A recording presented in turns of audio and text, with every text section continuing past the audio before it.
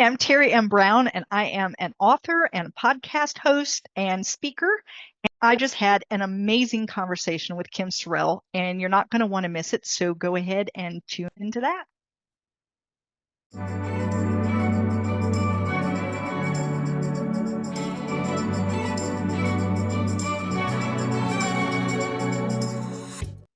Welcome to the show. I'm so glad you're here. You're going to be so glad that you're here. You know, I'm an author and a speaker. I get to do so many fun things in life. My favorite thing, as you know, is to meet new, incredible people. Today is no exception. You are going to love Teri M. Brown. She's a best-selling author. She's an award-winning author. She's done some of the coolest things in life, unpredictable. You're going to be surprised by what this woman has done. And so I just want to introduce you to my new friend, Teri. Teri, welcome to the show. Thank you so much, Kim. It's wonderful to be here today. Yeah, well, I'm so glad you're here. So we're going to get into some of the stuff like picture behind you and some other stuff as we go. But I want my audience to get to know you. So I want to know about 8-year-old Teri. Okay, so 8-year-old Teri, I lived in Ohio. My dad had been in the Air Force, so I was actually born in Athens, Greece. And at this point now I'm living in Ohio, and I would say it was a very traditional, I'm 60, so this would have been early 70s, and I would say it was a very traditional, what you expect to see in a 1970s home. I had a brother, and we lived on an acre of land, and my dad worked and my mom stayed at home. I thought that I wanted to be an author, but I also wanted to be a brain surgeon and an Olympic ice skater. So I don't think I really had an understanding of what I wanted. I loved watching the Olympics. I think I wanted to be a doctor because my parents said that was a good job to have. And I wanted to be a writer, I think, because I loved books. I was the kid that was always reading. I would read books over and over and over until I could get back to the library and get more books. My mom used to say, "Side and play." So I would open the window and push my book outside, go out, get my book, and then climb a tree and read so that she would leave me alone and let me read my books. But life kind of happens, right? I went off to college. My parents were, of course, paying for that. There was no way they would allow me to get something like a creative writing degree because they wanted me to have a career. Like, you need to have something. So I had no idea what I wanted to do. I ended up with 2 majors and 2 minors and never actually used any of them in a career field, which is kind of funny when you think about it because they wouldn't pay for the thing I ended up doing. But that's, I got married, I had children, I got divorced, I remarried, and that was probably one of the biggest decisions that wasn't a good one in my life. He turned out to be emotionally abusive, and I stayed in that marriage for 14 years, trying desperately to fix it because I did not want to be divorced twice. And finally, in 2017, I left that marriage. I'd had enough, and I left, and words started pouring out of me, and I began writing manuscripts. And like they just literally were pouring from me, but I was still a very emotional mess. And nobody was getting to read anything that I had written because I was too afraid to let anyone read what I had written. It didn't really feel like I was a writer. I was just playing. And it wasn't until I met Bruce, who was my third, final, and wonderful husband, that I started to find some healing. And he and I did a huge adventure. Okay. And I don't know what to say, whether I could spoil it or not, but we had a huge adventure, and that's kind of what propelled me forward from that point. That's so awesome. That's so awesome. Okay, so you just dropped an entire lifetime in about 2 minutes and 30 seconds, I think. So you grow up, born in Athens, grow up in a pretty traditional home. Yeah. Pushing the books out the window. I have to tell you, Teri, my mom was a reader. My mom read and read and read. Like if she had a minute, she was reading. She wanted a daughter. So I have 2 older brothers than me, right? And for whatever reason, girls are supposed to read. I don't know. And boys aren't. I know. Isn't that crazy? Boys go play baseball outside. But she wanted me to be a reader so bad in the worst way. Like we'd go to the store and she would offer to buy. She never offered to buy me anything, but she'd offer to buy me a book. And I have like the entire Nancy Drew series, and I just did not enjoy reading. I Isn't wanted that to be out, crazy? out with the boys playing baseball. Like, yeah, I love it now. Now I love books. But not until really I was an adult that I go, wow, I've been missing this world, this whole world of books. So yeah, so your mom was so happy that you could read, but then Yeah. you to go outside. So Yeah, if we she kept saying, you're just sitting inside, you're doing nothing. Get outside and get some exercise. And so I would go outside and find a way out of her sight up in this tree where she thinks I'm off playing, and instead I was reading my books. So so funny. Yeah, we needed to merge our moms. that's what we needed. Yeah, absolutely. And somehow something would have happened. I'm not sure what, but who knows. But anyway, so yes. And so then, a lot of people I've known have gotten a divorce or their husbands passed away and they remarry poorly. Yeah. Like I'm wondering, like I look at them and I think, man, they're smart people, right? Yeah, and I'm normally a good judge of character, and I wasn't. I look back, I try to figure out like what what got me. I think part of it was is I was a single mom. I had 4 children. He was interested. That seemed like something that wasn't ever going to happen, let alone happen again, because it's really difficult to try to have any kind of a dating life with 4 kids. And most people don't want to take on that kind of responsibility. Um, he also was very different from my first husband. My first husband was very laid back, too laid back for me. I needed someone that had a little more, get up and go. And I don't know. I think that I just saw him as so different from my first that it must be right. And I just didn't see the whole thing. I also say that he was a little bit of a chameleon, that as we dated, he didn't show a lot of things that I saw once we got married. You It's know, so funny that you say that because friends that I have that have been in this situation, that's exactly what they say. Like they date, they whatever. I'm a big go through the seasons person. right, Right? right. Like you see people married quickly, and sometimes I was my husband passed away a few years ago, but I was 18 years old, 17 when I met him, and I proposed 10 days later, and we had the greatest marriage ever. Right. So it can happen quickly. It does. It does. But sometimes I think that that's like blessed luck. You know what I'm saying? Like I think it's great that it happened for you, but it could have just as easily been horrible, Oh, 100%, 100%. right? Yeah. Yeah, exactly. So now, after dating, which I'm done with, so you can be a gorgeous man, my age, watching this show with millions of dollars and try to ask me out, and I'll say no. So Yeah.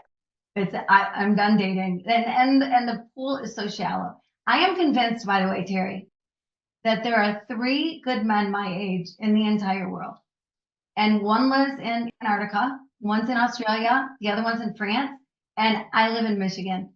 So chances of meeting anybody Are that just never going to happen, yeah, right? yeah, it's in and none. Right. So yeah, but Well, yeah. what's funny is when I met Bruce, who unfortunately Bruce passed away in January. Oh, So I found my person. He was exactly what I needed. And then he ended up developing brain cancer. And, you know, that was that. Um, but I was never marrying again, and I was never dating again. And I met Bruce, and he just didn't go away. Like I kept telling him, I'm not interested. You're nice. I enjoy your company, but I'm not interested. I'm never marrying again. I'm never having a real relationship again. I'm done. And he would just nod. And he told everyone that he chased me until I caught him. So, I love that. He chased you yeah, so you bought him. I love that. Sometimes you need to do that kind of flip the yeah, script and yeah, make them think it's their idea. yeah. He just kind of didn't go away until I got used to him being there. And Yep. I think I finally realized that he really was who he said he was. I would meet people that knew him, and I would pull them aside and ask about him. And everything they told me, and these were people who didn't have any reason to lie, And I was like, oh no, he's great. He's this, he's that. And it was like, huh, it's exactly what I'm seeing. But I waited for a long time for the other shoe to drop, and it just never did. He really was who he said he was. So Well, I would imagine, especially after your second yeah, marriage, you would be very leery yes. and, He and he do he told things. everyone that the first time he saw me, he said, your smile drew me in, and I knew I was going to marry you. And I said, I wish I could say the same thing, but there was no way. It was months before I even considered dating, let alone marrying, right? But Yeah, we yeah, were in different places. yeah, yeah. Well, and then it's wonderful how things brought you together.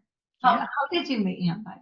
So it's really crazy because I told you I wasn't going to date anymore, but I joined a dating website.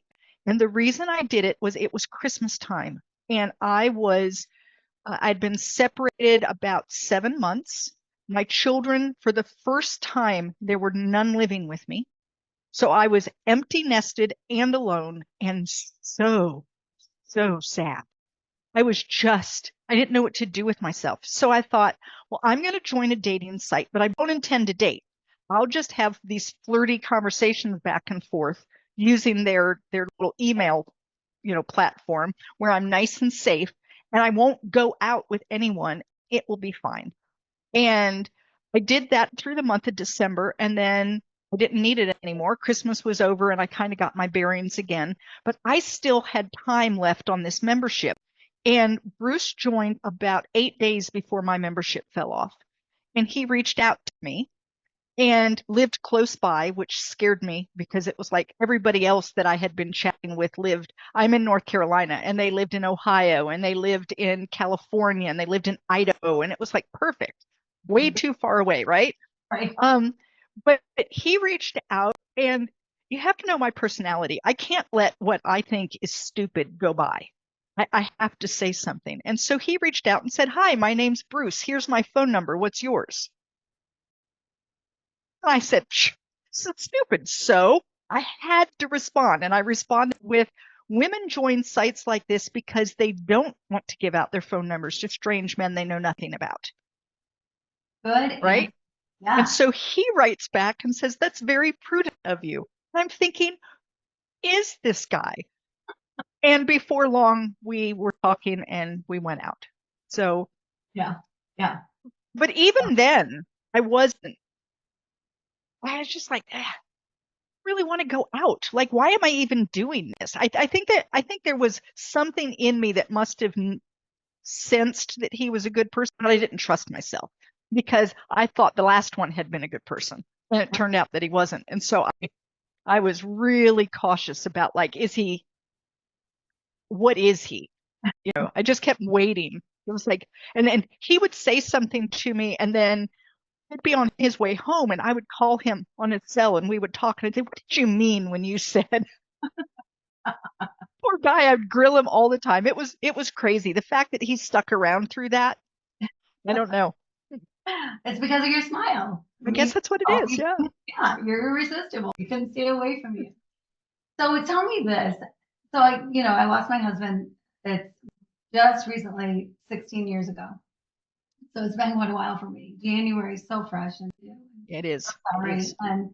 And one thing I've noticed with when people pass away, when you lose somebody, is people are afraid to ask about your person, right? They're afraid it's Yeah. going to upset you, it's going to whatever.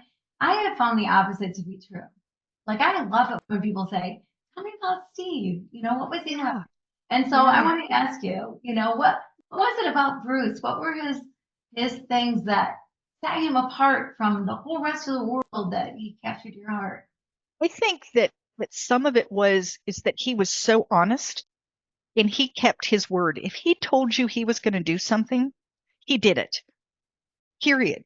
Like he found a way to do it. And you could count on him and have someone that I knew that if he said he would do XYZ, that XYZ was going to happen.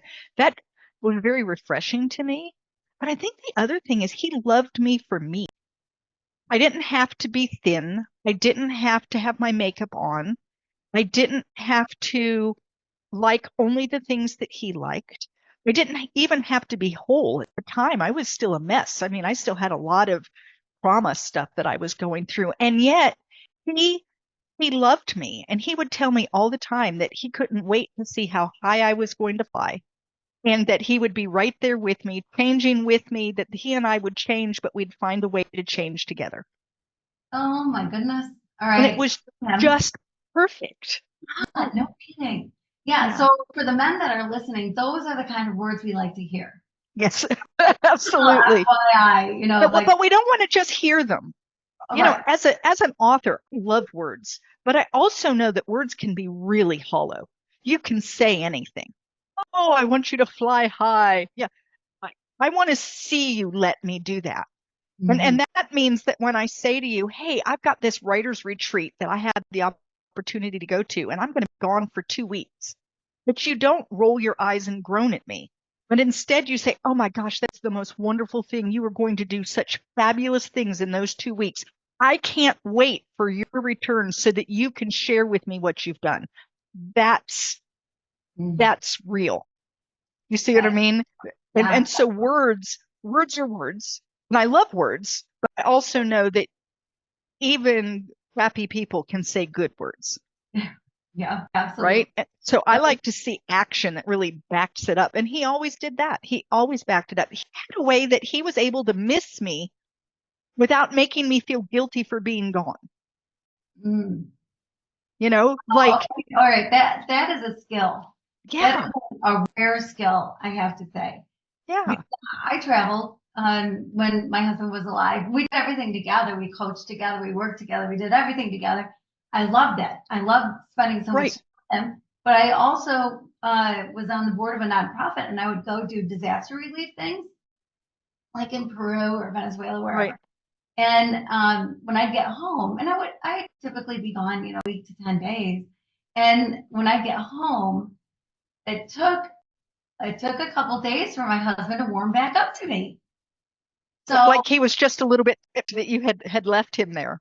Yeah. right. Well, which I know he missed me. Like Right. that, the way he was acting was saying, I really missed you.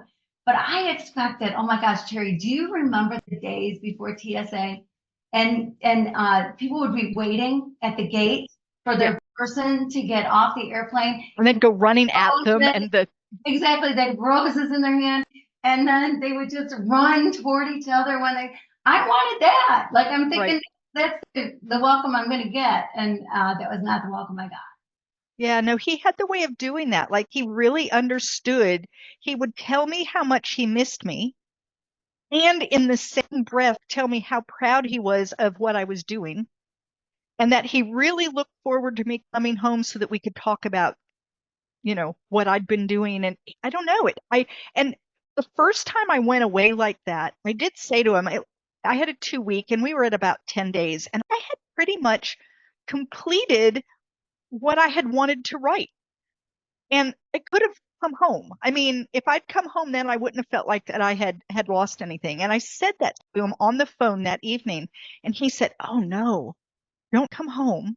You still have 4 days. You don't know. You might come up with the next great book idea. He said, use that time to really, put yourself. And I thought, isn't that crazy? Because he could have said, come home, and I would have never felt bad about it. But instead, he said, how often do you get this kind of creative retreat where you're allowed to be away? Why don't you go take a good long walk and just clear your mind and see what comes up? It was just fabulous. Yeah, he was a great guy. He was a great guy. There's no doubt. Yeah. Good for you. Congratulations. That's just so awesome. And And so, now I am done being married yeah, because I don't think that it's possible to find another one of him. mhm, And I'm not going to settle. yeah, right, Yeah. right. Now that I've had a good one, I'm not going to settle. So, yeah. Yeah, yeah, yeah. Me either. I hear you loud and clear. Yeah. And my husband was great, and we had a great relationship. And I do think he set a high bar. And I'm a horrible dater. I stink at it. There's no reason for me to date. Like I'm There's too safer. many games. There's too many games, and I don't understand the rules. And I don't understand the rules. I don't get it. I don't even know. We were talking before we went on the air about things that we don't understand, and yes, and like I'm low key something. Like my granddaughter is always like, I'm low key. I don't even know what it means. I'm low Yeah, key happy about the something, or I'm low key something with the jeans, or I don't even know. But low key, whatever yeah, that is. But you were right. listening to something. Yes, and so I was listening to this. It was like what a court would sound like if we used Gen Z terms. And there was a lawyer and a guy on stand and the judge, and they're throwing things back and forth at one another. And I don't know. And he said, "I'm Cap, I'm not Cap." I didn't even know what they were talking about. You thought they were talking about a hat, probably. Yeah, yeah. I mean, I have no. Now I knew that when they said sus, they meant suspect, you know, Or but suspicious. or suspicious. Like I kind of got the gist of that one, but the rest of it was like I don't even know what they're saying to one another. So yeah, I understand that. But that's the way I feel with the whole dating scene is like everybody else has the rule book and they threw me in here and just said go. And yeah, I'm not good at it either. I don't like it. Yeah, So yeah, yeah, me either. And single's good. Single's fine. I got a yeah, dog. I'm happy. And kids and grandkids. Like life is full and friends. So yeah, yeah. So it's all good. I gotta say, on that same line though, the first time my daughter said spill the tea, I thought, well, who's gonna clean it up? Like we're going for a walk and what do you want to just dump it out? Like what is wrong with you? But apparently that's a thing anyway. So yeah, but so dating behind us, and those words, someone needs to write us a map, whatever it is that they need to do. right. We should pull out our words. I grew up in the 70s. We should totally pull out our, I mean, we should be groovy. Groovy and cool. Cool. Everything was Cool, cool. cool, man. Cool, Cool, cool, man. Yeah. dude. Cool, man. But you Yeah. know, it's funny. I think about, well, what were our words? And it's, I don't know, they were part of my vocabulary. They were just our words. Like what would I say that would be something they wouldn't understand? I guess we'll just have to do a lot of talking with young people and say, okay, what of that did you not get? Right, exactly. Well, we would call people foxes. Yeah. He's such a fox, Oh, yeah. right? Do they But not say that anymore? I suspect they I don't say don't that know. anymore. Yeah, what do they call a good looking guy? I don't know. Handsome? I'm sure they've got some word that I know I've heard words. I don't know what any of them are. There's like pleek and there's cap and there's sus and there's other things that I just go right over me. I don't even know what any of them are. Yeah. Yeah, yeah, I don't either. I like English. Yeah. It's just so much easier to understand. But yeah, I would really have to think about it too. Like, what were our words? Like, I What don't are even words? know. But they Yeah, were I don't there. We had them. I'm Yeah, sure we did. yeah, yeah. Our own slang for stuff, and Yeah. I don't know. I remember calling my dad pops for a minute. Like, I don't know where that came from. Whatever. But yeah. Anyway, we digress. I love though. I know somebody who says there's no such thing as tangent, even though we Yes, sort of that's true. tangent. So you went on with Bruce, trip of a lifetime that I'm sure you're so happy, especially happy now that you did it. Yes. So Okay. he and I rode on a tandem bicycle, which is a two-seater bike from the coast of Oregon to Washington, D.C. So that's 3,102 miles that we rode on a tandem bicycle during the summer of COVID. So during 2020. Interesting. Did you camp? Did you We stay? camped. We stayed in some motels, and I'm being very generous by calling them motels. Some of the things that we stayed in were barely above a tent, but they charged you as a motel. And we did camping, and it depended a lot on the state that we were in and what was going on with COVID at the time. Sometimes campgrounds wouldn't be open. Sometimes you couldn't find a motel. Sometimes, and we just had to kind of play everything by ear. So it made a trip that was going to be really difficult for me because when Bruce and I met, I had not been on a bicycle in 40 years. So this isn't like this was an easy thing for me. This was way outside of my comfort zone. And I'm also a planner. I love to have a list. I know what I'm going to do every day. It makes me feel very good to know that I've got a plan. And you can't do that on a bicycle trip like this. You can plan out the day, but you can't plan out tomorrow because you don't know if today is going to go like you intended it to. And so if you've already planned tomorrow, but you didn't make it to where you thought you were going to make it, then your whole next day is wrong. So you have to Like really, a bunch of days is yeah. So you have to live in the moment, which was really interesting for me. And then throw COVID in, which meant that you would get someplace and think that you were going to stay at a campground to find that it wasn't open. mm, And so then you had a whole nother layer of, you know, uncertainty that was very different than what we had anticipated. Nonetheless, it I healed from that bad relationship because I started recognizing, look at me, I am capable. I am good enough. I am strong. I can make decisions. I can do hard things. Look at me go. And so little by little, I was able to take all those things that I had heard over and over and over about how I wasn't good enough and nobody would ever listen to me or believe me or any of those other things. And I was able to kind of pack them away and put them away because became very aware that that isn't true. Look at me. I'm riding across the United States on a tandem bicycle. Me, not athletic someone, but me. I have so many questions. First of all, how long did it take you? Okay, so we rode for 72 days, but we were gone for just over 3 months. There was a lot of days that you had to take a break.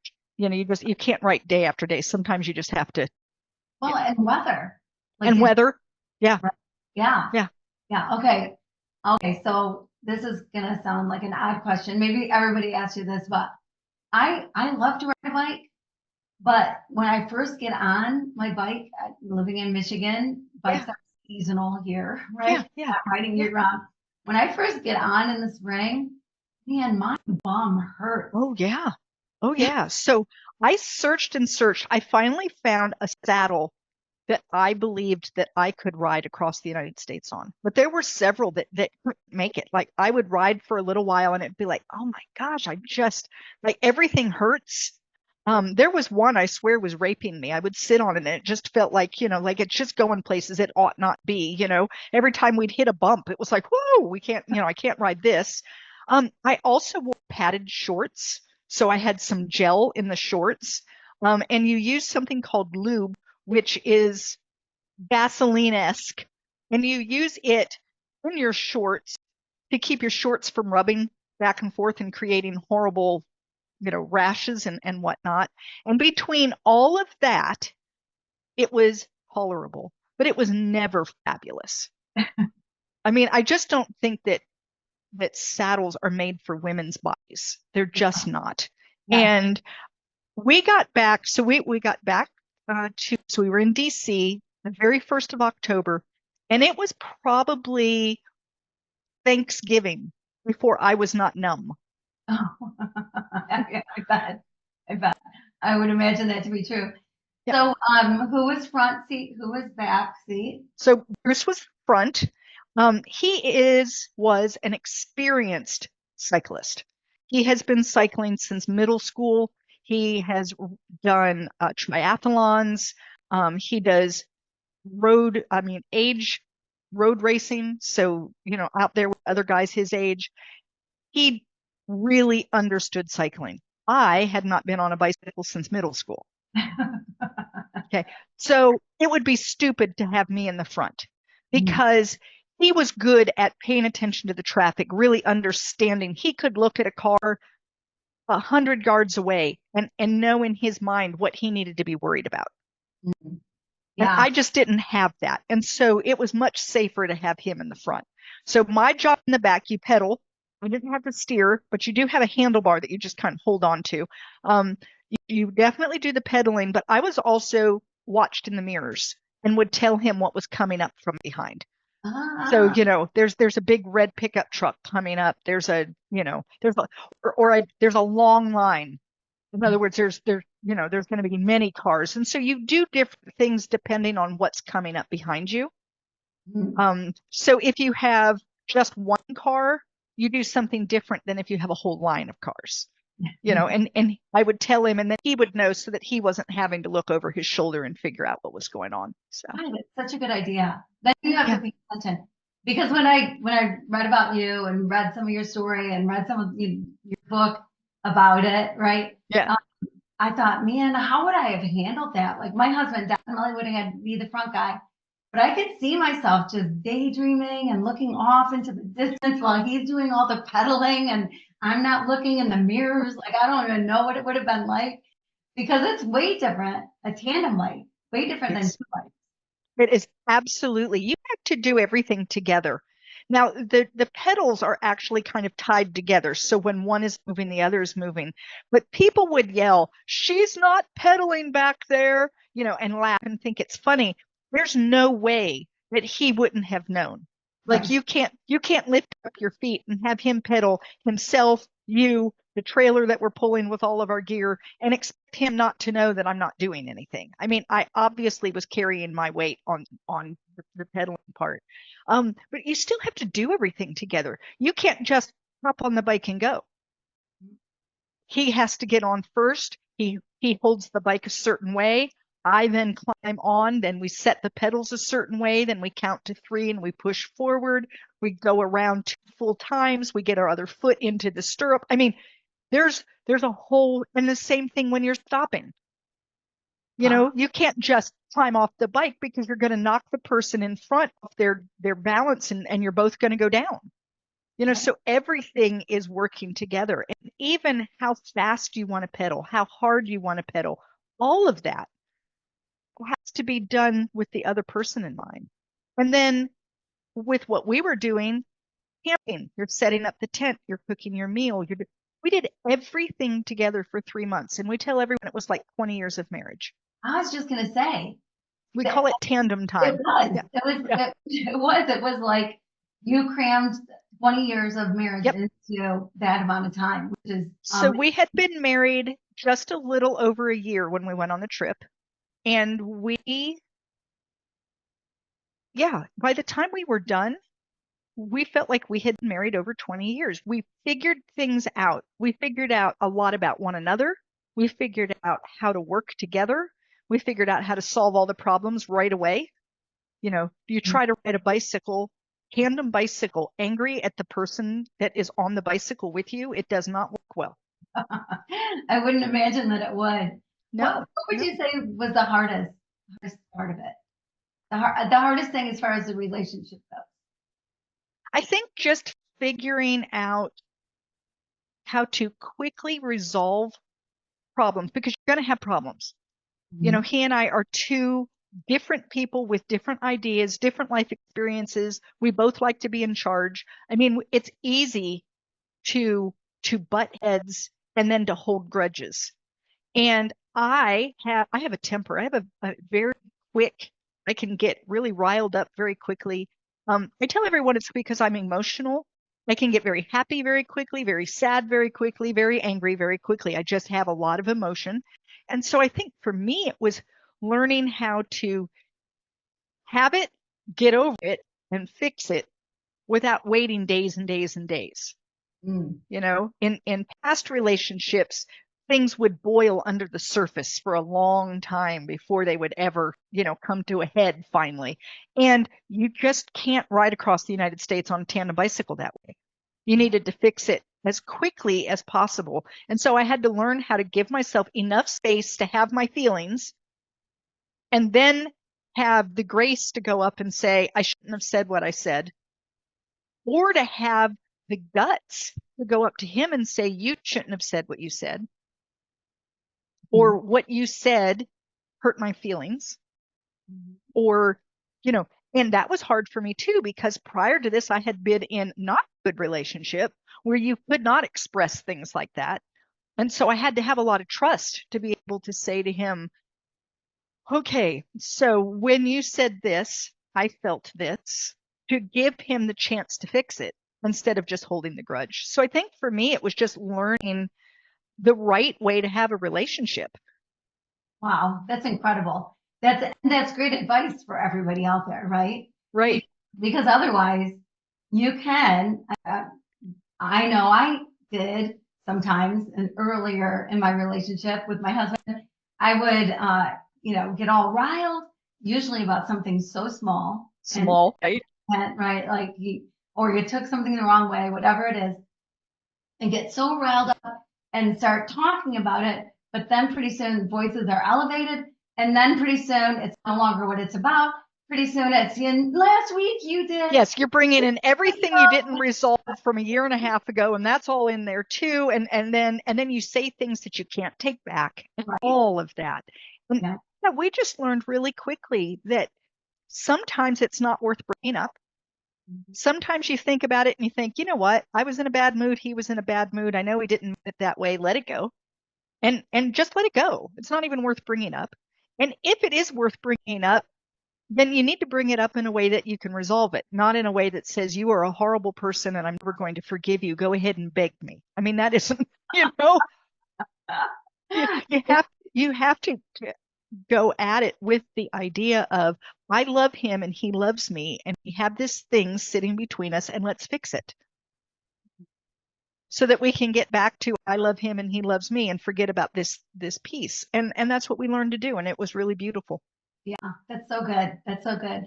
I did this year of figure after I lost my husband. I was floundering, not sure what life would bring, and decided to dedicate a year to figure out the true meaning of love. I was in Haiti most of the time, and one of the things that I figured out is basically exactly what you're talking about. Like you, in that, you love the person, right?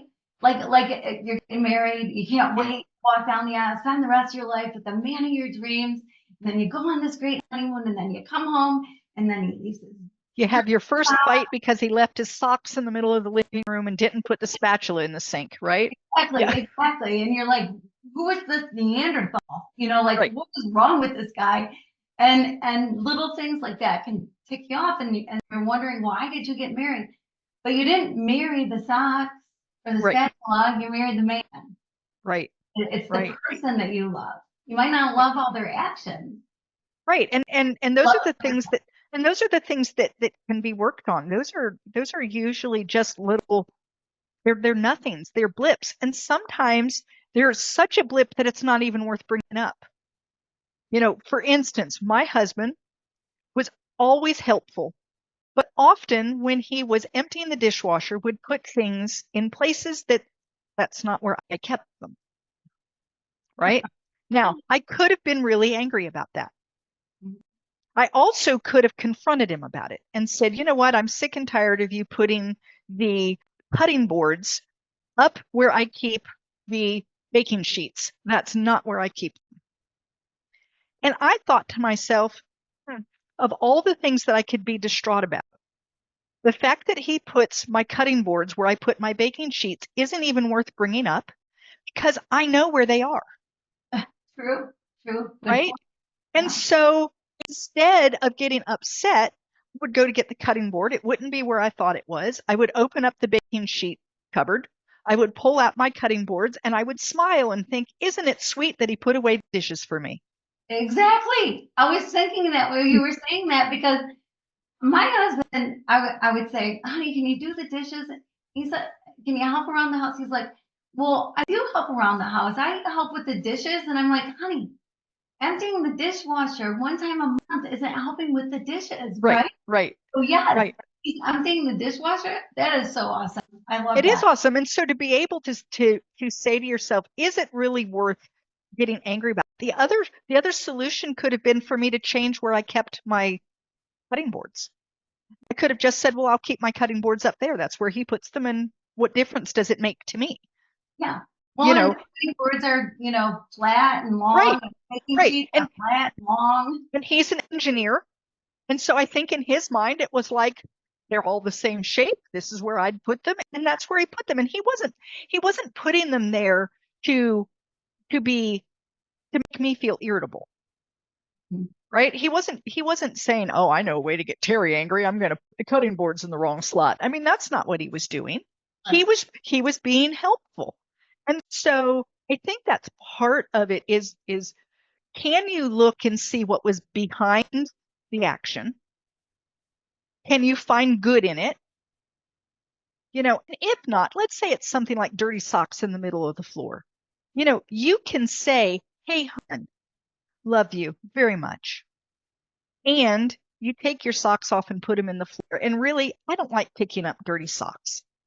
So would you mind trying to put the dirty socks into the hamper? That I'd really appreciate it. Like, as opposed to, you Neanderthal, didn't your mother ever teach you what you're supposed to do with dirty socks? What do you think I am, your maid? I mean, Oh yeah, right? yeah, And so exactly. there's so many different ways of going about it. And more than likely he's going to look at you and go, I put my socks in the middle of the dirt floor. Like he's not even thinking about it. It's not something that he's ever considered, Right. right? Like you said, he's not doing it to tick you off. No, It's just no. what he does. For Just him, what he does. He's that's probably done it at home for years, and who knows? His mother picks up those dirty socks and puts them in the hamper. He thinks there's a magic fairy that comes around and picks up dirty socks and puts them in the hamper. But those are the kinds of things you have to decide. Is it worth being in a fight over? Mhm. Is it worth even bringing up? If it is worth it bringing up, then how can you bring it up so that it doesn't turn into the first big fight? Right, right. My mom tells a story of she and my dad. They got married young. She was 19. He was in the military. She drove to Biloxi, Mississippi, and married him as soon as he got out of basic training. And they had this little one, like a studio apartment over a garage. My dad made mom steak and a baked potato about maybe 2 weeks after they got married. And my mom said to him, "Oh, thank you. I don't want the baked potato." And he got angry because he'd made this nice meal. So he threw the baked potato and it hit the wall and kind of splatted on the wall. And for a week, it sat there. My mother refused to clean it and he refused to clean it. Well, that's craziness. First of all, my dad should have never thrown the potato. He should have said, "Oh, do you not care for potatoes?" And she could have said, "I'm just not really hungry today," because she wasn't. And it could have been over, but instead they were both young and he got angry that she wouldn't eat the potato after he'd cooked her this nice meal. And then she was angry that he was so crazy as to throw a potato. And yeah, I mean, when they talked about that argument, they were married for over 60 years before my dad died. And they still talked about, you remember the time with the potato. And it's like, isn't that crazy? It is. It's so You funny. know? Yeah, Yeah. yeah. Because you look at it from the outside looking in and you go, somebody clean off the potato. Don't throw Yeah, the, like but somebody just clean the wall, right? just clean and like go get yourself some anger management classes because throwing a potato because someone didn't want to eat one is a little big, right? Right. it's, But it's kind of a it's kind of a then big emotion. it's true. But then you have to kind of look back at his past and go, well, Right. how was he raised? Were you supposed to finish everything on your plate? Exactly. Because of Exactly. starving children in Africa. I mean, that's what my parents would always say, right? I don't know Oh why. yeah. Well, Raised them. mine were starving kids in China. Oh, in And China. I'll never forget when mom said that about the peas, and I hated canned peas. Oh, and even to this day, canned peas just kind of make me, ugh, the texture's wrong. But she would put the peas on my plate, and I'm pushing them around, and she would mention the starving children in China. And one time I said to her, and I really wasn't trying to be smart mouth, but I'm sure it came across that way, and I begged her to send them to them. Like, if the kids want these peas, let's give them the peas. Yeah. It didn't go over well. I No, was I'm called a sure. smart mouth, sent to bed with no food, and yeah, Yeah, yeah. Not the way to respond to the mom, no. bro. So funny. So funny. Okay, so Terry, Yes. you've got how many books out now? So I have 4 books out now. I have 3 novels that are all historical fiction, and then the fourth book just came out on February 14th, which is 10 Little Rules for a Double-Butted Adventure, which talks about our trip across the United States. Yeah, I love that. I love the title. I love it. It's so fun. So, you also have done a TED Talk, I have. Yeah. which, holy cow, good for you. And I listened to the TED Talk and it was so good. Oh, It's thank you. so, so good. And so many people, I think, need to hear exactly what you had to say. Well, and So, that TED Talk came to me from our experience riding across the United States. So it's about the idea of like what is kind of some of the root causes underneath racism or other isms or other phobias or other those kinds of things. And my feeling is because we don't really get to know people who are unlike us. And Mhm. that as you get to know someone who isn't like you in some way, and you recognize that you can find a connection with them, that you have to start changing your mind. So for instance, I use this example because it's funny and people don't get upset about it. Let's say you don't like blonde authors, right? And you say, I just don't like blonde authors. And you meet me and you decide you like me. Well, I might just be an exception to the rule, but what if you meet 5 blonde authors or 10 blonde authors or 15 blonde authors? Eventually, you're going to have to realize that you don't dislike blonde authors. You're going to have to change that rule. And so my TED talk was about that idea of reaching out and getting to know people who are in your other category, those others that you're afraid of or that you don't like or that you have some weird thought in your mind, and get to know them and meet them where they are and see what it is. And what you're going to find is there are people that you don't like, but it's not usually because they have blonde hair or any other thing, right?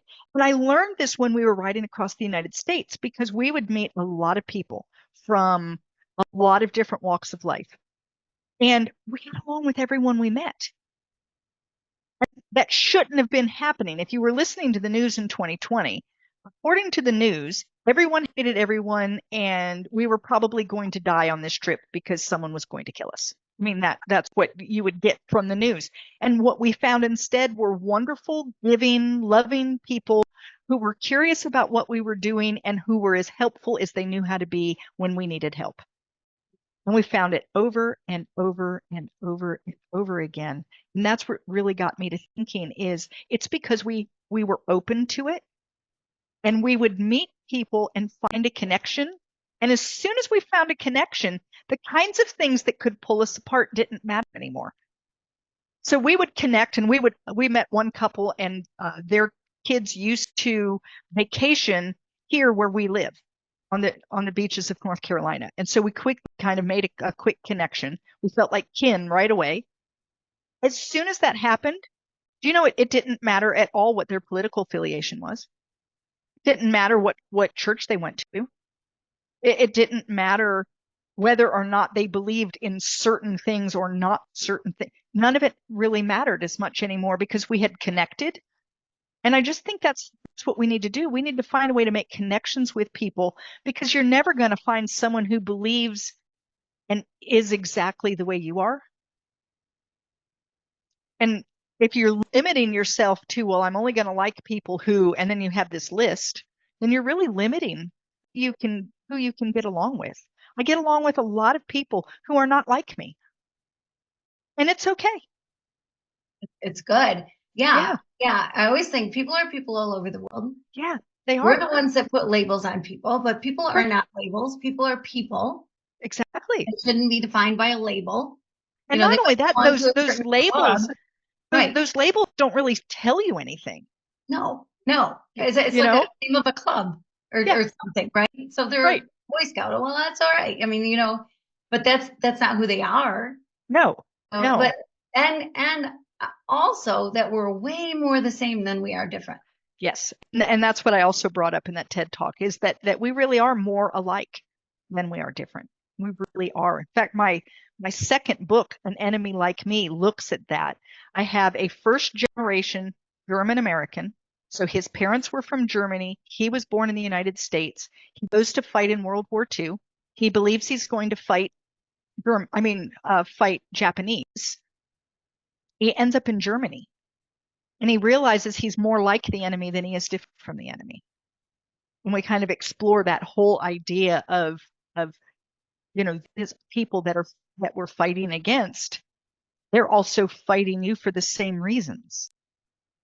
Do you know what I'm saying? Like there's a lot, and I'm not against war. My husband was a 25-year vet, so I have nothing against military. I'm not saying any of that. I'm just saying that there's a lot to look at and there's a lot to unpack, Yeah. and that who we label an enemy is often labeled an enemy for political reasons.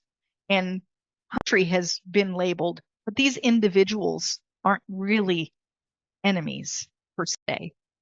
A lot of them are doing exactly what you're doing, which is fighting for their country and for their home life and for their families and for, the same thing. And so that's what that book said. So true. And not even involving the military, people are doing exactly what you're doing. Yeah. They're loving their families, they're loving their friends, they get up every Exactly. morning. They get up, yeah, they get up in the morning, they go to work, they come home. They want the same things you want. They want love and they want acceptance. They want to be able to live peacefully. They want enough to have enough. They want to be able to eat and sleep, and they want to have friends. They want to have fun. How they want to do it and how you want to do it may not always jive together, but what they want, when you get down to those very basics of what we want, yeah, are there people that are exceptions who are way outside and who are, yes, there are those people. They're exceptions. Most people are not, Hitler, right? I mean, most people are good, honest, trying their best kind of people. And you Yeah, have those outliers, and the outliers are the ones that make the news. right, right, right. And make the stereotype, Yeah, right? Or exactly. whatever. Make them Exactly. people a they. When people are Yes. not a they, they're us. We're Right. all in this together. So yeah, and it's so interesting that you said that the way you said that that right. I mean, we are all after the same thing, and uh, we have the same needs. We all need Yeah. to eat. We all need shelter. We all Right. need clothes. We all need, we have the same needs. We all need love. We all We need all need love. acceptance. We all need connection, Right. etc. Yeah, exactly. And so to look at we're all the same in way more ways than we're different, Yeah. um, changes the narrative from what a lot of the narrative is out there, Exactly. right? Exactly. We shouldn't have so many us's and them's.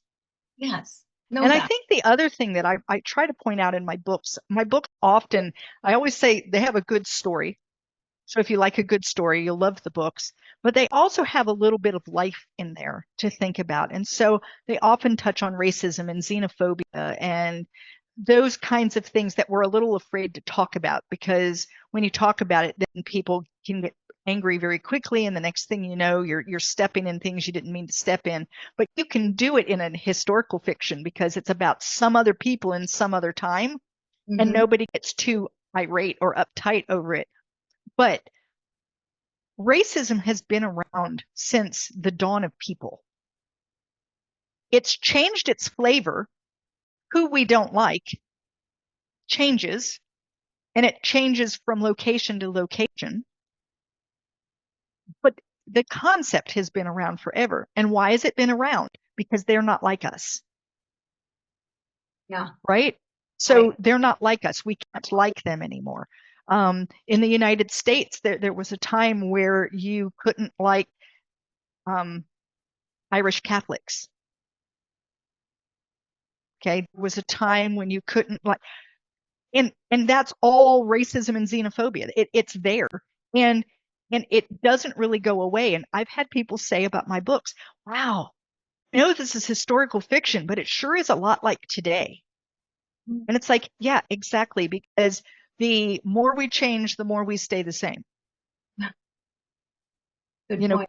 People haven't changed that much over time. We've changed in what we can do because of technology. We've changed in how we live because of technology. But in terms of how we feel about someone who's different, it really hasn't changed much in the last several thousand years. Yeah, that's interesting. That's Yeah. interesting. It needs to change. Yes. It'd be Yes. wonderful. It'd be a whole different world we'd live in if it was changed. And Yeah. we could just Yeah. recognize people for people. People for Sometimes people. you tell me if you ever hear this, but sometimes you hear, "What? I love everybody. Those darn Democrats or those Yes. silly Republicans, right? Well, Yes. well, Yes. then you don't love everybody. You If said but. there's right, if there's anybody that's out there that you consider a people group, a they, Yeah. that you don't like them because they're in that club, That and you club. don't love everybody. Then Right. guess what? Right. Then you don't love everybody. And so So, you have to be able to separate people from their labels, and recognize, are there, let's say that it's we'll say Democrats and Republicans. Okay, so are there Democrats or are there Republicans that you don't like? Very, very possibly. But is it because of their political orientation? Probably not. well, and if it is, that's a little telling about you, Yeah, yeah, right? Yeah. yeah. Yeah. But that's the thing is, can you find, in fact, I was at church on Sunday and someone said something and I just looked at them and it was about another religion. I'm not even going to get into the specifics, but they said something and I just looked at the gentleman that was talking and I said, you do realize that we can find that in just about any group. How did that go over? And he kind of did like this and he said, well, I mean, yeah. I was like, Yeah. just thought I'd point it out that it isn't an issue with that religion. Right. Right. It's that people join different groups with with personalities that they already have, and they bring those with them to different groups. And so you can find people who are very, very righteous and pious, and you can find people who are very not in every religion out there, Mm-hmm. True story. right? Yeah, absolutely. And I think that's the thing that we need to remember is people are people. They have their good traits and their bad traits. And the labels that we put on them aren't what made the trait. Right. Right. So, for instance, I homeschooled my kids, and I hear from a lot of people, oh, homeschooled kids, they don't know how to socialize, and oh, they're weird. They're weird. No, the reason why so many homeschooled kids are weird is because these were kids that were having trouble in public school, whose parents took them out because the public school didn't know what to do with their weird kid. Okay. I mean, and and it's not that they're weird, it's that they didn't fit that normal curve and this was difficult. Um, my kids, I just wanted to homeschool them. I wanted to have more control and able to do more things with my kids, etc. And when people find out that they're homeschooled, they always go, oh, I wouldn't have known you're not weird. It's like, oh my gosh, there's so many people out there that are homeschooled that are like everyone else. And really, I'm assuming you were public schooled, right? Do you Yeah. remember It's do you remember Catholic school, unusual yeah, but do you remember unusual kids in school? yeah. Okay, Unusual. so it isn't just homeschooled kids No. that Uh-uh. have that, right? And I guess that's my point. Is it isn't what group you're in that makes you something. It's that you are what you are, and then you also join groups. Right. Exactly. Exactly. Earlier, you made the statement you have to remove people from the labels. And Yeah, I would also say you need to remove labels from the people, yeah, right? absolutely. You need to Yeah. be able to just understand that a group is a group, that they may fit in, but they also fit in lots of other groups.